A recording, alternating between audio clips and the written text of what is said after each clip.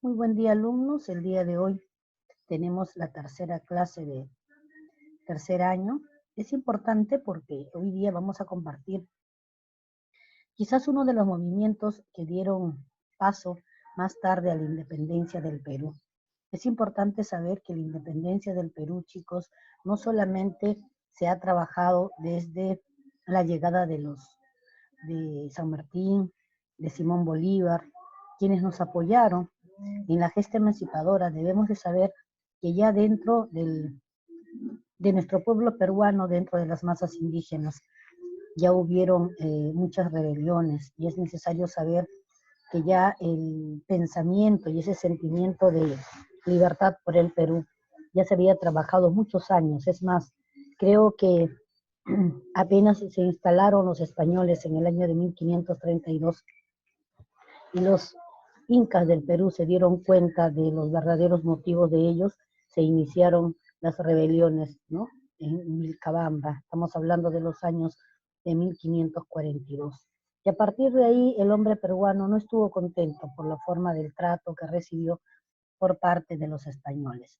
Sin embargo, también cabe mencionar que estas revueltas, estos movimientos fueron aplacados y hoy día vamos a estudiar justamente los movimientos más importantes que dieron paso a la independencia del Perú. Aquí podemos ver también que muchas mujeres indígenas eh, pudieron participar y hoy día vamos a poder leer un poco sobre nuestras mujeres que participaron en las primeras rebeliones. Las rebeliones indígenas datan del siglo XVIII, pero como yo les decía, las rebeliones dan mucho antes.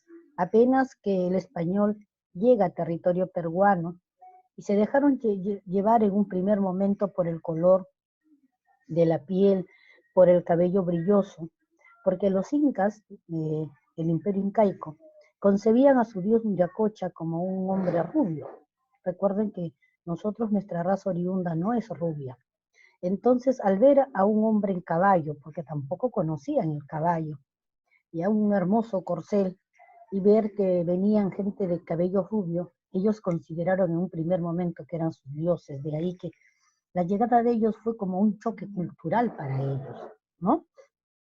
Yo lo compararía más o menos como para poder entenderlos, eh, cómo se habrán sentido ellos. Imagínense que nosotros amanecemos un día y encontramos un platillo volador al frente de nuestra casa y unos marcianos. ¿Nosotros qué vamos a pensar? O sea, todo nuestro pensamiento va a trastocar cada uno de acuerdo a la idea que tenía sobre el espacio, etcétera, va a pensar y no vamos a pensar bien. O sea, tener que digerir esto que está pasando, no creo que sea fácil. Si nosotros volvemos al contexto del imperio inca, donde ellos jamás habían visto un caballo, jamás habían visto hombres armados, vestidos de la forma como ellos se vestían, y que estos caballos le hacían caso, porque eran domesticados, pues, ¿no? Y eran altos, eran rubios, de cabello rubio, que en contraposición con el sol, el cabello les brillaba más, indudablemente fue algo sorpresivo para ellos. Y en un primer momento se dice que nuestra raza indígena creyeron que eran los dioses que habían bajado, después de que ellos tanto le habían orado para que vengan por la paz, porque recordemos que en la última fase del imperio incaico hubieron muchos problemas, las rencillas entre los dos hermanos que buscaban el poder de la corona del imperio incaico. Entonces, no estábamos bien socialmente en el imperio, entonces llegan los españoles y todo se trastoca, todo, hay un cambio radical. Pero este momento de sorpresa, si se quiere llamar así, con el paso de los tiempos, y estoy hablando 3, 4 años, ellos empezaron a dar cuenta del verdadero motivo de los españoles, que era saquear y llevarse el oro y la plata del Perú. Entonces, recién en ese momento es que los indígenas de nuestro país empezaron a querer rebelarse. Y ahí tenemos pues la toma de Vilcabamba, ahí tenemos a Cahuide, quien se arroja con tal de no verse sometido por los españoles, ¿no? Entonces no podemos decir, muchas veces en los libros de historia se dice que nosotros nos dormimos y aceptamos tranquilamente los 300 años de maltrato que nos dieron los españoles. No, no fue así. El indígena siempre estuvo fuerte para poder resistir y por ello vamos a tener que El último inca no es Atahualpa, como nos han hecho creer. Todavía los españoles le dieron paso a 3 incas más y el último verdadero inca, a quien reconocieron los propios españoles, fue Túpac Amaru I. De ahí que la descendencia de este Túpac Amaru I viene años más tarde a salir José Gabriel Condorcanqui, que se autodenomina, que se hace llamar Túpac Amaru II en homenaje al abuelo, ¿ya? Al abuelo o al origen de quien él sabía que vendía, que era esa raza. Sabía que si seguía su árbol genealógico iba a llegar a Túpac Amaru I. Y sabía también que él se había rebelado con los españoles. Entonces, este José Gabriel Condorcanqui, que venía de la línea de Túpac Amaru I, se rebela, pero lo hace en el siglo XVIII, más o menos por los años de 1750 a 1850, ¿no? Que se da la independencia del Perú. Entonces, al rebelarse él, empiezan todo un movimiento, y vamos a ver ahora las causas de por qué también él se rebela, porque Túpac Amaru, mi querida estudiante, era un hombre adinerado, no era un hombre pobre. Pertenecía a una gran dinastía del Imperio Inca y estaba bien considerado y había recibido una educación como noble inca que era. Entonces, durante el virreinato, los motines, los alzamientos, la revuelta de los indios como esclavos eran constantes, que a veces se hacían a diario. Contrariamente a lo que se creó, los tiempos de la colonia eran muy agitados, y así quedó registrado en las crónicas virreinales. Sin embargo, la falta de unidad de los sectores populares, la carencia de recursos económicos y los divisionismos internos fueron factores que permitieron quizás que estas luchas no terminen en un triunfo. ¿Ya? Recuerden que la masa popular era pobre, pues quienes manejaban el dinero en ese entonces ya eran los españoles, ¿no? Entonces fue un poco difícil poder unirse para poder luchar en conjunto, y hoy día vamos a ver algunos justamente de manera separada cómo fueron luchando. Las resistencias indígenas. Podemos distinguir dos movimientos importantes, los que, de acuerdo a su ubicación geográfica, los movimientos de la resistencia de la Amazonía y los movimientos de resistencia andina. Poco hablamos que los tribus de la Amazonía han defendido al Perú en la época de la independencia o antes de la independencia del Perú, o han participado. Pocos libros se escriben sobre su participación. Gracias a Dios, en estos últimos años muchos escritores están recopilando información y están sacando a poder mostrar, ya que estamos trabajando el tema de la inclusión, de ver cómo todos han participado. Lo hemos excluido de la historia, es más, nadie sabía. Pero tenemos que saber que también en la Amazonía hubo una gran resistencia. Y esta resistencia estuvo dirigido por algunos hombres que hoy día vamos a conocer. Entre la resistencia amazónica, que es en la región de la Amazonía, y la resistencia andina, hubo algunos contactos y semejanzas, pero nunca llegaron a una verdadera y eficaz coordinación entre ambos movimientos.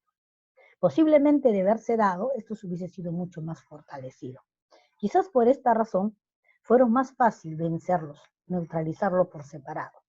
Y aquí viene la frase, divide y vencerás, pero los españoles no decidieron dividir, simple y llanamente los movimientos se dieron en la selva y también en la parte andina.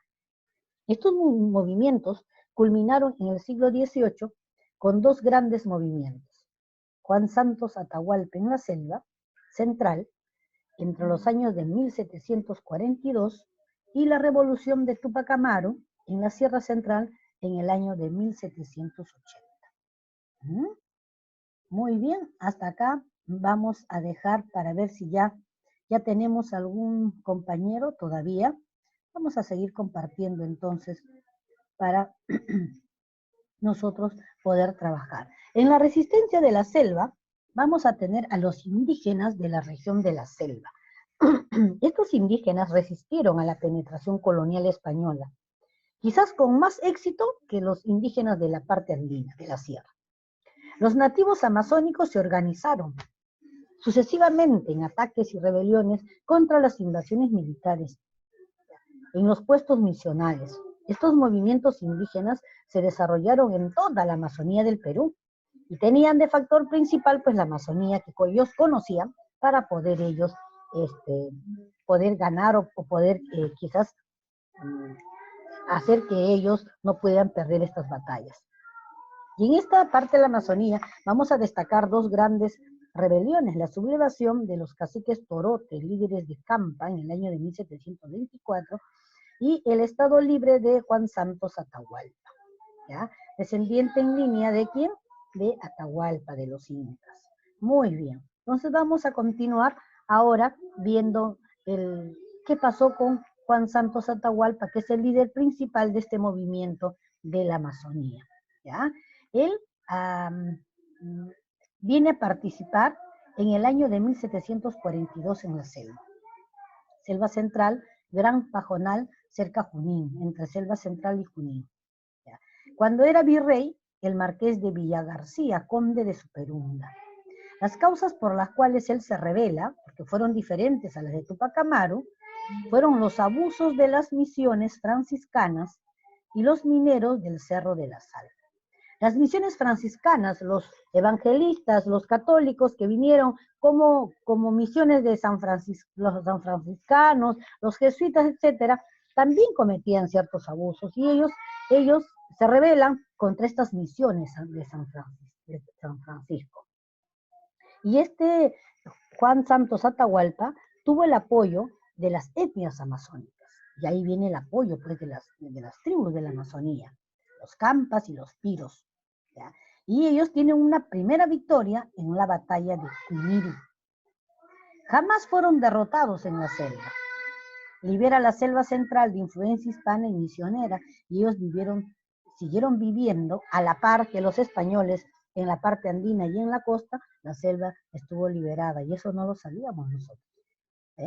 Y es necesario saber que nuestros indígenas en la selva dieron pues una dura muestra de valor, y ellos vivieron tranquilamente mientras el virreinato seguía trabajando y administrativa, social y políticamente con todos los problemas que nosotros vamos a hablar en los próximos sesiones. Muy bien. Y ahora, hasta acá, mi querida estudiante. ¿Usted entendió la clase? Sí, sí. Muy bien, ¿no? Es necesario saber, por ejemplo, porque siempre nos dicen, ¿no? O sea, que la independencia del Perú, quien lidera es don José de San Martín, y todos entendemos que nosotros, ¿qué hicimos? Solamente apoyamos, como que no tuviésemos inteligencia, como no nos importara que 300 años de abuso, nosotros estábamos contentos, y eso no fue así. O sea, la historia demuestra de que en verdad el indígena, tanto de la Amazonía como de la parte andina, no estuvieron contentos con la situación de la colonia, por el maltrato que ellos tenían de los españoles. Y aquí vamos a tratar dos temas importantísimos: la minería y los obrajes. La minería era el trabajo quizás más difícil que tuvieron que pasar los indios del Perú. Se reclutaba a los indios como se recluta hoy a los soldados para la guerra, ¿ya? De manera obligatoria. Ellos ingresaban y tenían que sacar la mayor cantidad de minerales. Se dice que se les daba pan, agua y queso y coca. ¿Para qué la coca? La coca es una hoja ancestral peruana que se utiliza para poder tener fortaleza y poder subir, por ejemplo, a las cumbres, largas caminatas. Sirve como energizante, utilizada como matecito en su hoja natural. Es como un tecito, ¿no? Sin ninguna cosa más, igual que el té, la hoja de coca es muy buena, ¿ya? Y los indígenas así lo tomaban. Y los españoles llegaron y se dieron cuenta del poder que tenía la coca, entonces le daban una bolsa de coca, le daban pan, le daban queso, y con eso ellos podían subsistir. Indudablemente ellos morían con enfermedades, ellos morían con desnutrición por el maltrato que los españoles le daban. Cuando los españoles se dieron cuenta que estaban diezmando a nuestra población, ¿qué quiere decir diezmar, mi querida estudiante? Quiere decir que nuestra raza se estaba acabando, estaban muriendo muchos indígenas. Y a ellos no les convenía que se mueran, porque la mano de obra gratis, porque ni siquiera se puede decir una mano de obra barata, porque la mano de obra barata significa que tú vas a pagar aunque sea un poquito, ¿ya? Pero como ellos pensaban que los indios eran fieles servidores del rey, entonces ellos hacían lo que querían. Y los indios trabajaban y iban muriendo. A ellos se les ocurrió la magnífica idea, entonces, de traer esclavos negros del África, porque el África también era una colonia, como una colonia de nadie. Todos los países poderosos, como Alemania, Inglaterra, Francia y esta vez España, podían ir y traerse muchos negros del África para poder trabajar. Pero al poco tiempo comprendieron que los negritos morían rápidamente. Y es que la raza negra es resistente a corto plazo, en poco tiempo, mientras que la raza indígena es fuerte y resistente de por sí. Y eso a veces tampoco lo sabemos. Un moreno nos puede ganar en una competencia, ¿ya?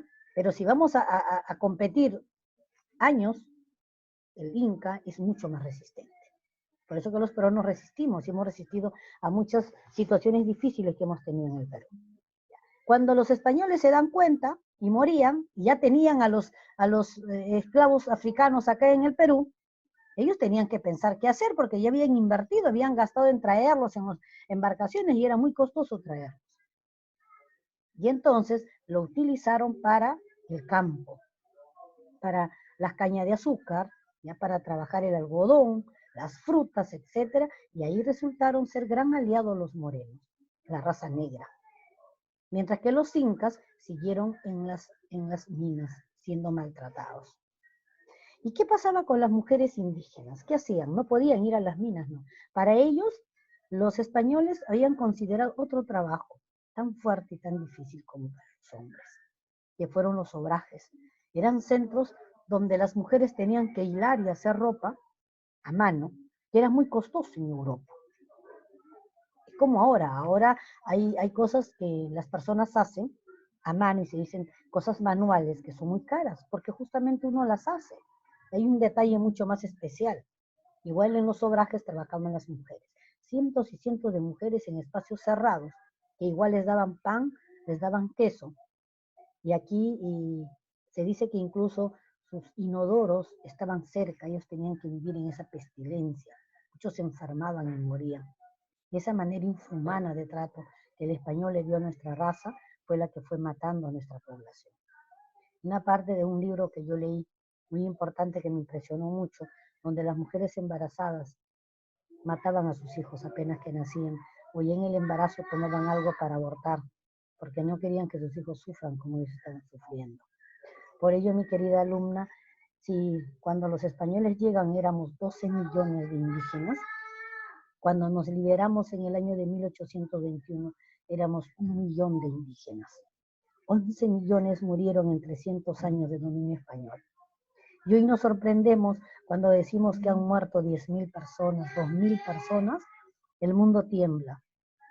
Y no se tembló cuando se maltrató y se diezmó a nuestra población. Entonces a veces tenemos que analizar la historia para comprender cómo nuestra raza fue tan fuerte y pudo resistir. Indudablemente esto que te estoy contando fue que caldeó los ánimos de estos hombres que lideraron estos movimientos revolucionarios, como Juan Santos Atahualpa en la selva y como Túpac Amaru. Pero Túpac Amaru no solamente tenía esas ideas, otras ideas más, porque ya te expliqué que Túpac Amaru era un hombre adinerado, era un cacique, ¿no?, de Tungamán y Tungazuca. O sea, no era un hombre pobre, había estudiado en Inglaterra, vestía como un inglés, era un hombre adinerado. Y se dedicaba al comercio, por ende conocía a muchos pueblos del Perú, porque lo conocían porque era comerciante y ganaba muy bien, ¿ya? Entonces vamos a pasar nuevamente a seguir compartiendo, previo a haber comentado esto, vamos a seguir compartiendo, y por ello es que Juan Santos Atahualpa, pues, batalla en la selva, ¿ya? Dice probablemente Juan Santos Atahualpa, probablemente porque no se sabe, nace en el Cusco en el año de 1710. Él estudia con los jesuitas. Uno de los maestros debió llevar consigo España y conoció el África. O sea, Juan Santos Atahualpa también conoció otros países. A su retorno, Juan Santos Atahualpa se interna en la selva de Tarma y levanta los grupos de la selva central contra las misiones africanas de la zona. Reclamaba él ser descendiente de Atahualpa y pretendía recuperar las posesiones de sus antepasados. Él organiza a los chunchos, a los ayanintas, a los piros, chipivos, conivos. A veces pensamos que esas tribus jamás intervinieron. Estableció una zona liberada denominada el Gran Pajonal. Era liberada porque solamente estaban ahí los indios y estas tribus. No entraba aquí los españoles. Territorio comprendido entre Huánuco, Tarma y Jauja. Su movimiento utilizó un sistema de guerrillas para atacar y emboscar tropas realistas. Las autoridades coloniales enviaban expediciones militares contra este rebelde, pero no tuvieron éxito y fueron vencidas en la batalla de Iquimiri. O sea, nuestros hombres, Juan Atahualpa los venció a los españoles en la batalla de Iquimiri. Los misioneros intentaban disuadirlo, pero también fracasaron, ¿no? Mediante la paz, mediante la palabra evangélica, pero tampoco lograron fracasar los intentos de gestionar la paz con Juan Santos Atahualpa. Este movimiento duró 14 años, sin que finalmente hubieran vencedores ni vencidos. Simplemente desde ahí siguieron apoyando la gesta emancipadora, desde los años de 1700. Muy bien. La resistencia andina, tanto de la selva como de la parte andina, tuvo un espacio de gran valor estratégico para la Amazonía, ¿ya? Y miren cuántos movimientos se dieron. Lo que nosotros estamos comentando son unos quizás de los más resaltantes, pero se dieron las batallas de Ignacio Torote en 1737, los de Montiñés, de Guamalíes en 1776, el motín de los plateros, 1776. O sea, mi querida alumna, los movimientos se fueron dando muchos, no estaban contentos en el Perú. Esta resistencia no terminó con la muerte del último inca de Vilcabamba en el siglo XVI. Desde un inicio, dice, el hombre se rebela, ¿ya?, contra la dictadura de estos españoles, ¿no?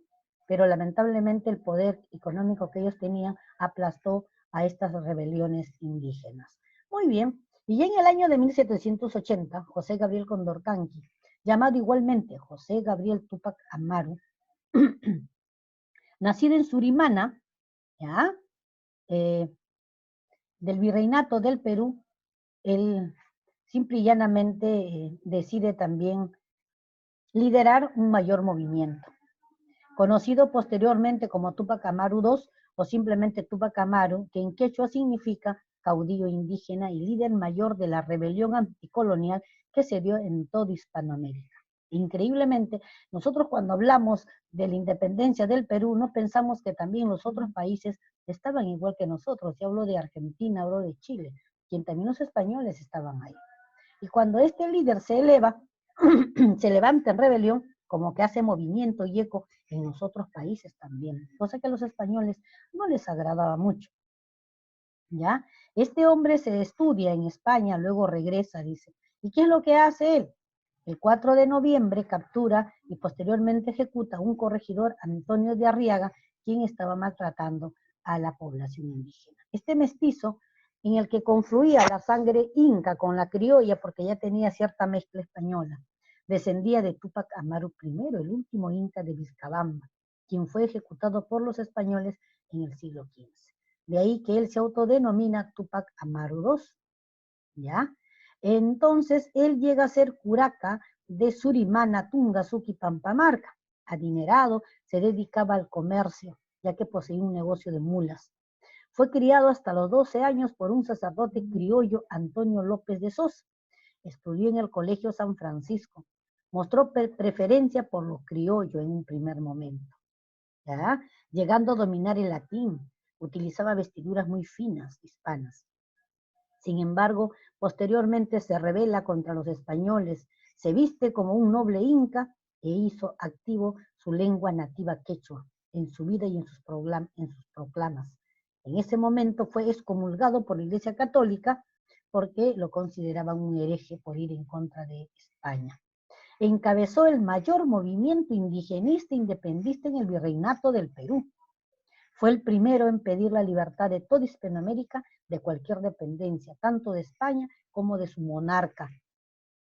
implicando esto que no solo la mera separación política de los españoles, sino la eliminación de todas las formas de esclavitud indígena, minera, obrajes, reparto de mercancía, etcétera, de todos los corregimientos, alcabalas, aduanas, etcétera. Él quería abolir todo tipo de esclavitud, tanto para los negros como para los indígenas. Tupac Amaru II fue obligado a presenciar el asesinato de toda su familia. Se le sentenció a la pena de morir descuartizados por 4 caballos que tiraron de él de cada extremidad. Logró sobrevivir y sus últimas palabras fueron: volveré y seré millones. Quiere decir que el pueblo tenía que entender por qué él estaba haciendo una rebelión, que él buscaba la libertad de todo su pueblo, y es cierto, años más tarde dio origen a la independencia del Perú. Pero quien inicia, mi querida alumna, la independencia del Perú fue este valeroso inca, quien no solamente pidió la libertad del virreinato del Perú, fue mucho más audaz, él pidió la libertad de todos los pueblos de América Latina, de Argentina, de Chile, en donde los españoles tenían dominados a estas poblaciones. ¿Ya? De ahí que la historia de Tupac Amaru se puede estudiar en todos estos países en el tiempo de 1800, en la etapa de la independencia del Perú. Posteriormente a la muerte de Tupac Amaru, le sigue Tupac Katari. Tupac Katari no venía de ninguna línea indígena, era un simple mortal, un indio simple de pueblo. Sin embargo, él también se enfrentó, ¿ya? Muchos curas lo rechazaron, ¿ya? Pero él logró rebelarse también contra los españoles. Katari tuvo cercada la ciudad de La Paz, que es hoy día Bolivia, durante 109 días. La escasez de alimentos que originaron, las pestes que originaron estos días a su población, agotaron, ¿no? Y que no concebía, dice, estar en manos de los indígenas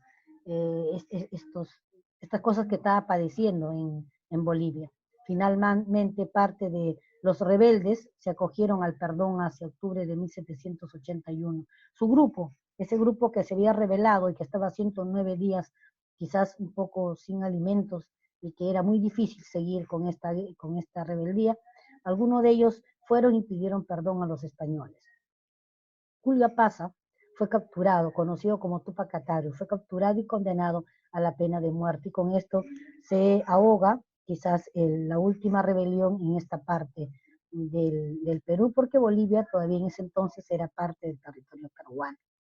Pero siguió manteniéndose ese sentimiento de independencia, de querer liberarse en el pueblo peruano. Mucho más tarde se unen ya los criollos, hijos de los españoles nacidos en el Perú, que también se sentían sofocados por los españoles, porque llegó un momento en que ya el rey de España no quería que ellos tuviesen grandes cargos, ellos querían darle todos los cargos a los verdaderos españoles, aquellos que habían venido de España, ¿ya? Y los nacidos acá ya reclamaban su territorio, entonces querían la independencia, y por ello que la independencia que se da no fue una independencia completa.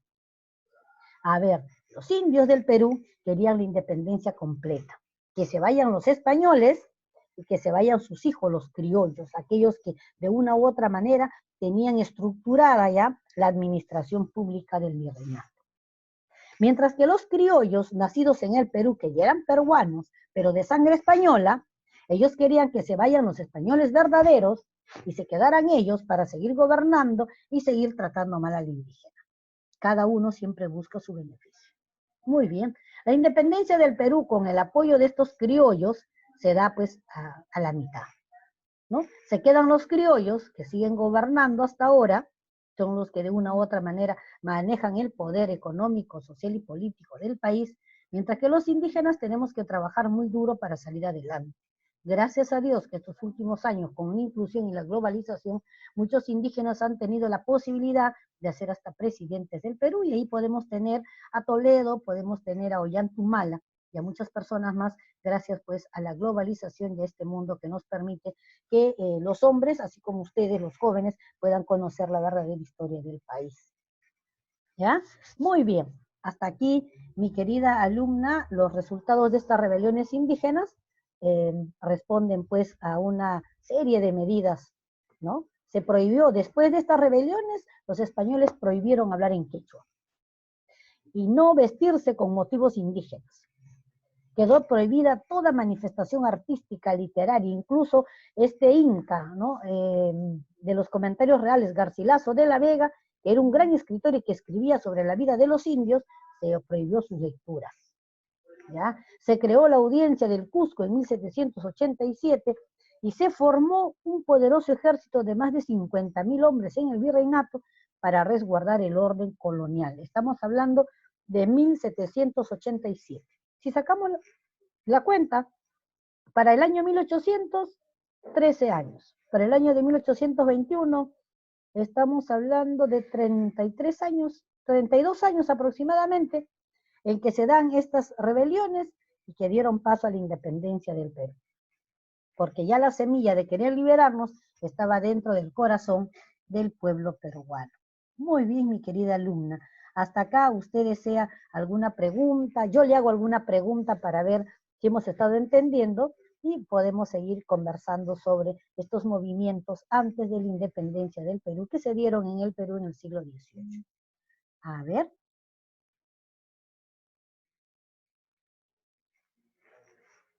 A ver, ¿me escucha?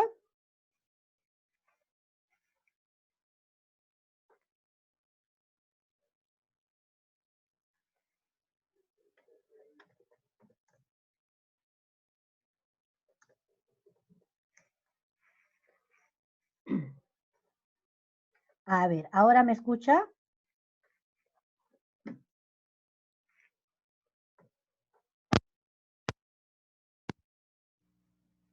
¿Aló, me escucha? Ya, entonces vamos a escribir, ¿ya? Vamos a escribir. Muy bien, vamos a escribir. Vamos a escribir, ¿ya?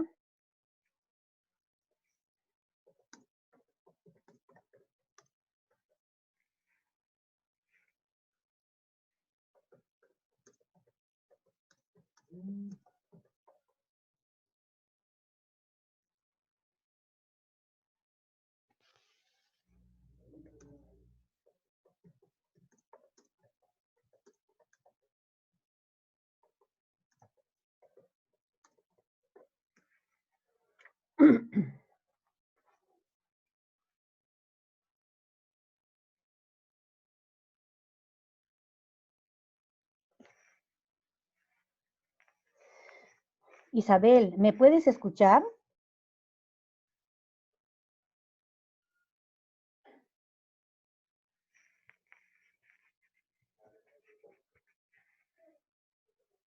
Se le escucha bajo. A ver, vamos a ver, vamos a ver. Vamos a ver si acomodamos nosotros nuestra... Ya, vamos a ver si mejoramos el audio. Ya, ahora sí, Isabel, ¿me escuchas? ¿Me escucha, Isabel? Ya está, muy bien.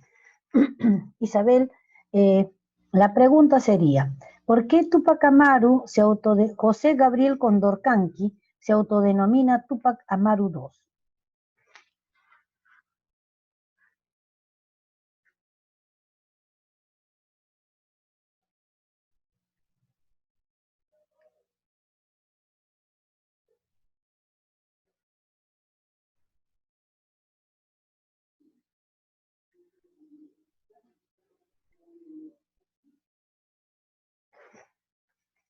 Vamos a hacer un pequeño repaso, Isabel, ¿ya? Para poder... Por honor de su antepasado. Sí, en honor a su antepasado, porque él descendía en línea directa del último Inca del Perú, que no aparece en los libros de historia. El último Inca del Perú fue Tupac Amaru I, ¿ya? Entonces, él se autodenomina Tupac Amaru II en ese homenaje, ¿ya? Pero, cómo era Tupac Amaru? Él, ¿qué hacía? ¿Cuál era su actividad de Tupac Amaru en la época del virreinato?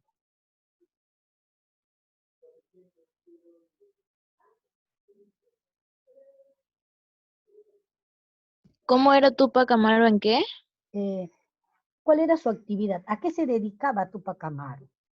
¿Cómo es que él conocía la situación de los indios en casi la mayoría de los pueblos del Perú? ¿Qué actividad tenía? ¿Qué hacía para ganar dinero?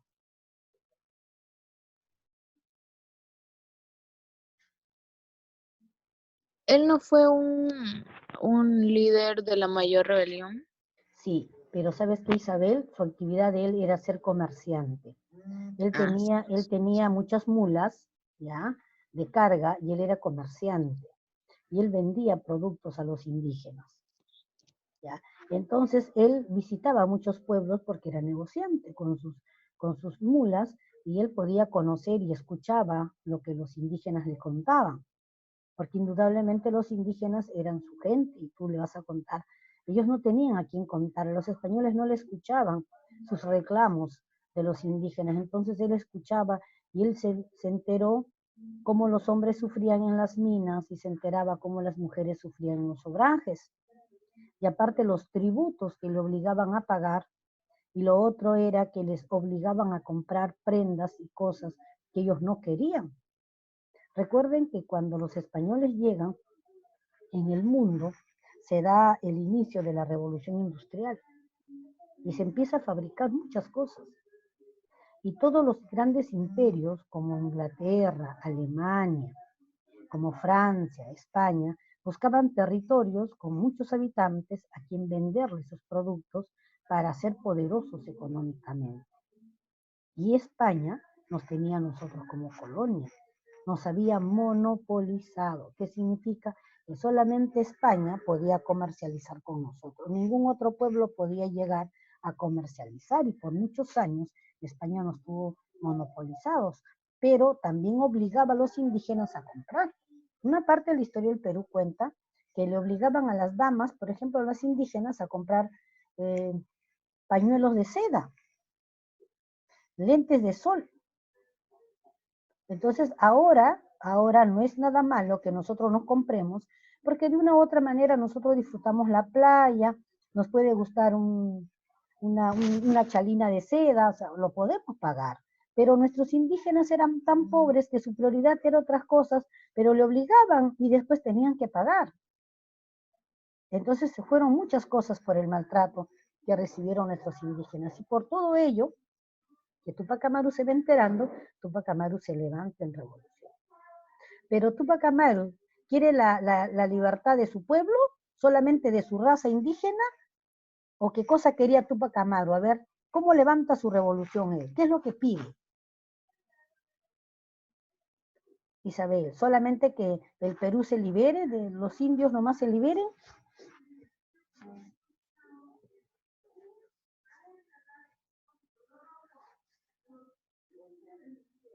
No, Isabelita, Tupac Amaru fue mucho más audaz. Tupac Amaru, cuando proclama su independencia o proclama su libertad, la libertad, él pide la independencia, la libertad de sus indios, pero también de los esclavos negros. Tupac Amaru pide la libertad de los otros virreinatos del Perú, del Río de la Plata en Argentina y de otros virreinatos que existían en América, porque a todos esos virreinatos los dominaban los españoles. Ustedes tienen que tener la idea clara de cómo estaba en los virreinatos, no solamente lo que nosotros pasábamos, también pasaban en México, también pasaban en ¿cómo se llama? También pasaban en Argentina y también pasaban en Chile. Por ello que la independencia del Perú también se da juntos, y por ello que San Martín, siendo argentino, vino a ayudar al Perú. Porque el virreinato más grande y poderoso, sí es cierto, era el virreinato del Perú, pero no significaba que éramos el único virreinato, habían otros virreinatos más en América. Y entonces la independencia tenía que darse para todos los virreinatos para independizarse. Y nosotros fuimos el último país en independizarnos y que reafirmamos la independencia de los otros países, porque mientras nosotros estábamos siendo sometidos por los españoles, corría el peligro de que ellos vuelvan a retomar el virreinato de Río de la Plata, el virreinato de Chile. Entonces, por eso es que ellos nos apoyan, los chilenos nos apoyan, los argentinos nos apoyan, para que realmente los españoles se terminen de ir y nosotros podamos quedarnos libres. Y los pueblos casi se liberan todos en esos mismos años. ¿Mm? Entonces Tupac Amaru es el caudillo que levanta, y cuando Argentina estudia cómo se inicia la revolución de Argentina y Chile estudia, todos estudian a Tupac Amaru. Y dicen, un caudillo en el Perú de nombre José Gabriel Condorcanqui se autodenomina Tupac Amaru en homenaje de la línea directa de Tupac Amaru primero, el último inca de Vilcabamba, quien se subleva y pide la libertad de todos los pueblos hispanos, incluyendo nuestro virreinato. ¿Entiendes? Por eso de ahí es que la gesta emancipadora de Tupac Amaru se hace importante, porque viene el contexto americano, no solamente el contexto peruano. Y no solamente pide libertad para sus indios, para su raza, sino también para los esclavos negros, que también padecían muchísimo. Y eso es otro tema de la historia que vamos a tratar después. Muy bien, Isabelita. Ojalá que haya quedado muy claro que los movimientos indígenas se dieron desde la llegada de los españoles y que no descansamos hasta lograr la independencia de nuestro país, ¿ya? Y que después hemos ido creciendo, hemos ido aprendiendo mucho, y hoy los indígenas, porque nosotros somos indígenas del Perú, ¿sí? Quizás con sangre mezclada española, pero somos indígenas del Perú, y hoy día podemos tener el privilegio de estudiar, de poder tener becas internacionales, de irnos a otros países, pero de mantener esa identidad por nuestro país y por nuestra historia. Si no conocemos nuestra historia, no podemos sentirnos orgullosos de lo que el Perú tiene. Y la historia de Tupac Amaru es parte de, que tenemos que saberlo para nosotros poder valorar lo que hicieron nuestros hombres en el Perú para que nosotros pudiésemos gozar de esta libertad que hoy gozamos. Y que lamentablemente a veces los jóvenes no valoran y creen que la libertad es estar chateando todo el día, o es estar jugando jueguitos, y pierden el tiempo en lugar de aprender, estudiar y convertirse en personas ilustres que pueden ayudar a la sociedad a seguir desarrollándose. Porque aún, mi querida Isabel, en pleno siglo XX hay explotación. Y usted me dirá, Miss, ¿y cómo? Explíqueme. En los pueblos de las provincias, mi querida Isabel, hay muchas empresas. Acá donde yo vivo hay muchas empresas agroindustriales. ¿Qué quiere decir? Estas grandes empresas compran naranja, mandarina, compran paltos, ¿ya? Y ellos los producen, los limpian, los, los, los limpian, los desinfectan, los llenan en jabas especiales para venderlos al extranjero.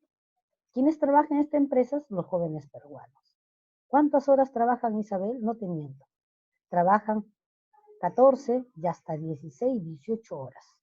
Y tú me dirás, Miss, pero trabajan porque quieren, porque estamos en el siglo XX. No. Se les contrata por 8 horas según la ley, pero si no te quedas a trabajar hasta tarde, porque ellos tienen que mandar mercadería, porque les piden en el extranjero, y sí o sí tienen que mandar, le hacen trabajar a su gente. Y al día siguiente salen a las 3 de la madrugada, vuelven a las 6 de la mañana y casi duermen 2 o 3 horas. Eso es una explotación. ¿Y cuánto gana? Una miseria, realmente una miseria. Entonces, ¿cómo vamos a ayudar a que esto disminuya, haciendo que nuestros jóvenes tengan carreras profesionales y no puedan ellos utilizar la mano de obra barata del pueblo que no ha estudiado para seguir haciendo esclavitud en pleno siglo XX? Pero de esto que te hablo, ninguna autoridad habla, ningún congresista, a nadie le interesa, ¿no?, la situación que pasa el país, porque quizás desconocen esta situación. Y estos indígenas que viven en nuestros barrios, o que viven en mi barrio, por ejemplo, a veces uno les aconseja que estudien y salgan adelante, pero igual tampoco no lo entienden. Lastimosamente es difícil poder a veces hablar con ellos. Tienen una mentalidad muy diferente. Quieren ser blancos, quieren ser grandes, quieren tener dinero, pero no construyen un mundo diferente. Y la única manera de tener dinero, de salir adelante, de mejorar la calidad de vida, es la educación, mi querida Isabel. Es la carrera que uno tiene, porque eso nos va a ayudar a tener una mejor calidad de vida. ¿Mm? Si tú me ves, yo soy un indígena, de mucho orgullo, pero mis familiares indígenas, muchos de ellos trabajan de sol a sol en el campo. Y en esta cuarentena, mientras yo estoy sentada desde mi cuarto, tengo acá mi escritorio y estoy dictando la clase a muchos alumnos, porque trabajo en 3 escuelas diferentes, ¿ya? Y gano mi dinero tranquilamente, porque estudié una carrera. Ellos, yo los veo por mi ventana pasar a las 3 de la mañana, ir a cosechar su naranja y venir a las 6 de la tarde y ganar en verdad una miseria y la calidad de vida que ellos tienen es paupérrima. Es muy difícil. ¿Ven? En pleno siglo XX se da la esclavitud todavía. Muy bien, Isabelita, hasta acá. ¿Te gustó la clase del día de hoy? Sí, sí, Miss. Muy bien, Isabel. Espero que hayamos entendido, que hayas comprendido. Descargue usted. Yo recién voy a descargar la ficha de trabajo. Comparta con sus compañeros y ellos pueden volver a estudiar la clase, que la voy a bajar a la página web para que la puedan ver. O estudian también desde el material que es el PPT, que les voy a descargar también, que va a estar en la página web. Isabelita, nos vemos hasta el día, ¿cuándo nos vemos? Hasta mañana, que tenemos formación ciudadana. ¿Listo, Isabel? Sí, Miss. Muy Miss. bien. Nos vemos, Isa. Chao, Miss.